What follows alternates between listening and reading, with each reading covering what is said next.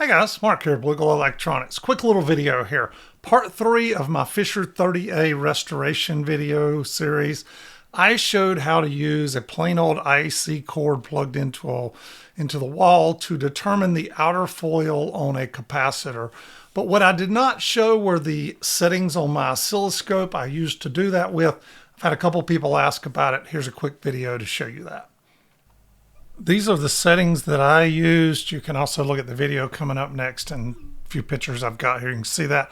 Also, if you haven't seen the video, go back and watch the Fisher 30A restoration part 3 in that series. It shows the actual restoration and how I went about finding the outer and inner foil on a capacitor. I'm using a Tektronix 2246, but the same settings should work on any.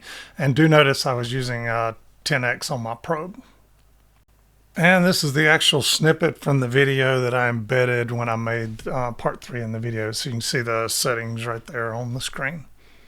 If you have any questions, post them down below. I'll try to answer them. Thanks, guys.